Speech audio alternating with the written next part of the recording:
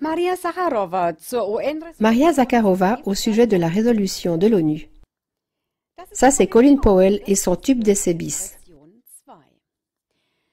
À propos de la résolution de l'ONU concernant l'attaque au gaz toxique en Syrie, Maria Zakharova a dit « Ça, c'est Colin Powell et son tube d'essai bis ».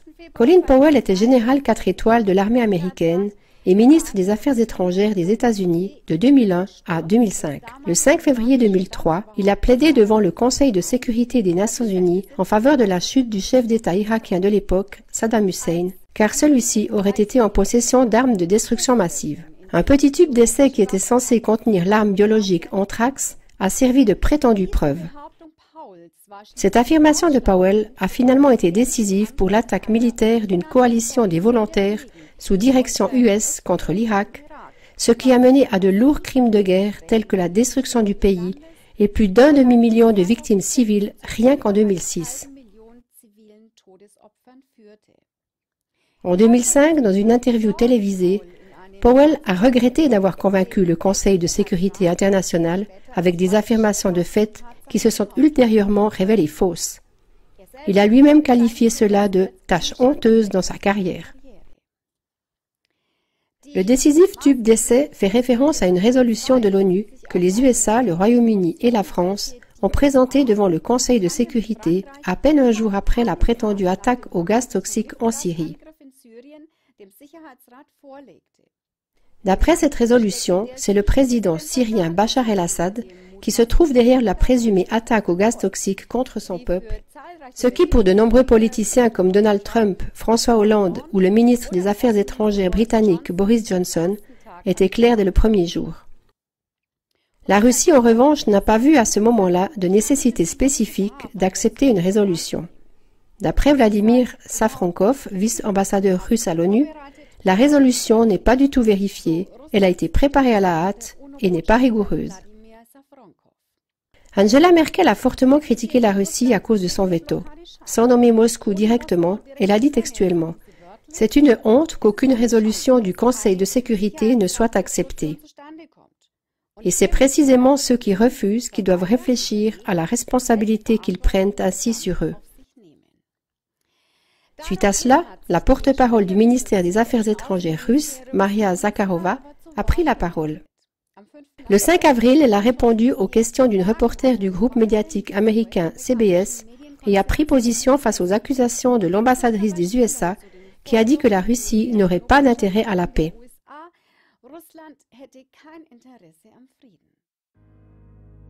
Pourquoi les présumées attaques au gaz toxique n'ont-elles pas été examinées sur place par l'Organisation pour l'interdiction des armes chimiques, OIAC, avant d'en venir à un jugement politique et de tirer une conclusion? Pourquoi la Russie est-elle accusée de ne pas coopérer de manière constructive alors que personne n'écoute quand elle dit « alors envoyons des experts » ? Maria Zakharova a également réfuté l'objection de la reporter de CBS qui affirmait qu'il serait trop dangereux pour un groupe d'experts de travailler sur place. Après tout, ceux qu'on appelle les rebelles modérés et qui sont soutenus par l'Occident se trouvent sur place et le gouvernement syrien voit le soutien international comme une nécessité. Puisqu'il est dangereux d'aller là-bas, alors pourquoi des décisions dangereuses sont-elles prises sans enquête et sur des bases absolument fausses ? Maria Zakharova a remis en question la crédibilité de l'organisation des casques blancs, dont provient exclusivement l'information et le matériel photographique sur la présumée attaque au gaz toxique. La porte-parole du ministère des Affaires étrangères russe a terminé en disant que la résolution de l'ONU se base sur des informations complètement fausses et qu'elle équivaut donc à Colin Powell et son tube d'essai. Et c'est donc bien la version bis, et cela aussi sera regretté plus tard. Malheureusement, de telles prises de position russes sont souvent qualifiées de propagande et on prive le public occidental, dit Maria Zakharova. C'est pourquoi il est important de prendre 8 minutes pour écouter la prise de position de Maria Zakharova jusqu'à la fin. Diffusez cette émission afin que le public occidental ait aussi cette version-là. Dans les émissions qui s'affichent, CLA TV a relaté les incohérences massives, comme par exemple que le président syrien Bachar el-Assad a été rendu responsable en quelques minutes au moyen de preuves très douteuses et sans enquête pour la présumée attaque au gaz toxique.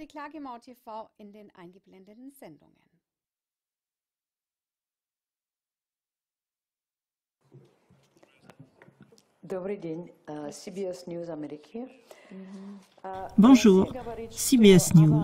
La Russie dit que l'attaque aérienne sur Khan Sheikhoun a eu lieu entre 11h30 et 12h30. Des secouristes sur place disent que l'attaque a eu lieu plusieurs heures avant. Comment est-ce possible? Exactement. Vous posez une question très intéressante. Pourquoi cette question n'a-t-elle pas été posée à ceux qui ont fait la proposition d'une résolution pour la condamnation de l'attaque chimique auprès du Conseil de sécurité de l'ONU? En tant que journaliste pour CBS, vous dites qu'il y aurait des informations contradictoires. Qui a le devoir d'examiner les informations contradictoires? Qui? Sûrement pas les membres du Conseil de sécurité de l'ONU. Leur job, c'est la politique. Et pour lancer la bonne politique par rapport à tous les événements, incidents ou tragédies, ils ont besoin du Conseil d'experts. Comment est-ce que nous savons quand, à quel moment les attaques aériennes ont eu lieu? Il y a des experts pour examiner cela. Nous n'avons pas besoin d'inventer ces experts. Il y a une équipe qui a été créée. Elle fait partie d'une organisation plus grande et possède tous les pouvoirs pour aller là-bas et examiner ce qui est réellement arrivé sur place. J'ai une question. Pourquoi les USA, le Royaume-Uni et la France n'ont-ils fait aucune recherche dans ce cas?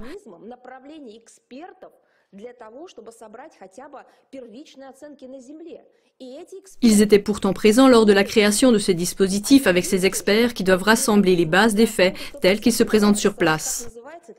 Ces experts existent. J'ai déjà évoqué le nom de l'organisation. Je peux vous le dire encore une fois. Je parle de la mission OIAC pour l'élimination des armes chimiques en Syrie. Pourquoi ces dispositifs ne sont-ils pas utilisés? Et pourquoi y a-t-il tout de suite un jugement politique? Vous savez comment travaille l'ONU. Avant de tirer une conclusion, il y a des dispositifs d'analyse qui sont mis en œuvre. Les représentants de différentes organisations qui se sont spécialisées dans l'un ou l'autre domaine remettent leur rapport aux membres du Conseil de sécurité. Est-ce qu'il y a des réunions spéciales dans l'un ou l'autre département de l'ONU? Est-ce qu'il y a eu de quelconques réunions sur ce sujet? Non. Est-ce que quelqu'un a demandé une réunion? Non. Personne n'a demandé aucune information factuelle, même pas au sujet des accusations. Ils sont simplement allés devant le Conseil de sécurité, ils ont présenté cette résolution et maintenant ils attendent le show politique. C'est tout. Est-ce que vous envisagez que la vidéo pourrait être un faux?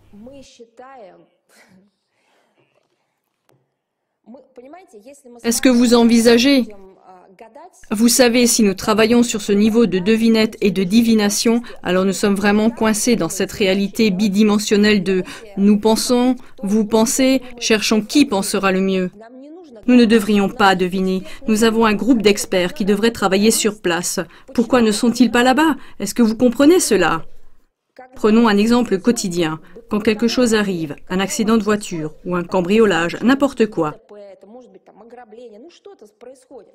alors des images de caméras de télésurveillance vont être examinées. On parle avec des témoins. On fait une analyse d'experts. S'il s'agit d'un accident de voiture, alors on analysera la trajectoire du véhicule pour trouver comment la collision a eu lieu. Des experts font ce travail. Excusez-moi, c'est une situation très complexe. Une attaque au gaz chimique, comme le prétendent nos collègues occidentaux, je le dis encore une fois, est-ce que c'est quelque chose que des diplomates peuvent examiner autour d'une table ronde? Quels produits chimiques ont été utilisés? Comment l'attaque a-t-elle été menée et à quel moment? Quelles en sont les preuves? Alors qui devrait mener cet examen? Bon, je pourrais comprendre s'il n'y avait pas de dispositif pour de telles choses, mais il existe. Pourquoi n'est-il pas utilisé? Je ne peux pas y répondre. S'il était utilisé, alors ces gens amèneraient des informations objectives sur la table. Ils n'ont pas besoin de ces informations objectives. Aujourd'hui, ils veulent un autre show politique qui peut démontrer l'unité du monde occidental par rapport au gouvernement de Bachar al-Assad, afin qu'ils puissent continuer à prendre de l'influence pour leurs propres intérêts. C'est tout. Il n'y a pas besoin de plus. Nous voyons ça constamment. Un autre élément important lors de cet événement, c'est de mettre un document sur la table qui reçoit un veto de la Russie, dû à la nature douteuse du document, pour pouvoir une fois de plus communiquer au monde que la Russie ne coopère pas de manière constructive. Si donc nous disons, alors, envoyons des experts, personne n'écoute. Comment est-ce possible? Et en ce qui concerne l'organisation des casques blancs, alors il est vrai que nous envisageons la possibilité qu'une grande partie de leur matériel soit absolument et complètement truqué. En ce qui concerne la vidéo dont nous parlons, on a besoin d'un avis d'experts.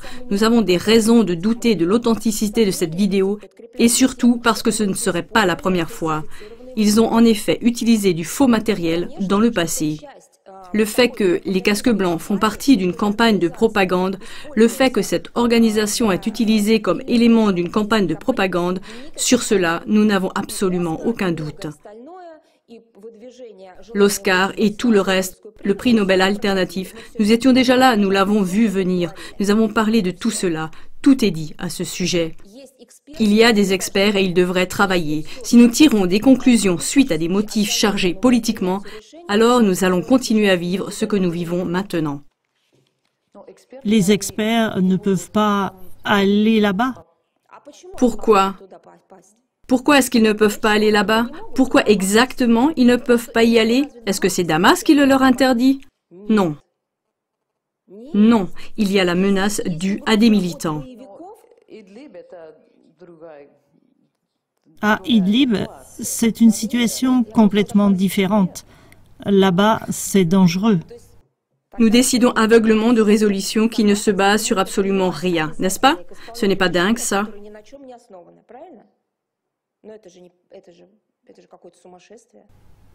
C'est très difficile et dangereux de séjourner là-bas. Alors nous passons au plan B, Colin Powell avec son tube d'essai. Est-ce que vous comprenez bien cela? Si c'est trop dangereux pour aller là-bas, alors prenons donc des décisions qui reposent sur des raisons complètement fausses. De notre point de vue, vous n'avez aucune raison d'avoir une opinion objective là-dessus. Encore une chose, vous dites que c'est dangereux là-bas, mais qui est là-bas, dont on devrait avoir peur? Qui est à Idlib et se trouve au travers du chemin d'une enquête d'experts? Qui? L'opposition modérée?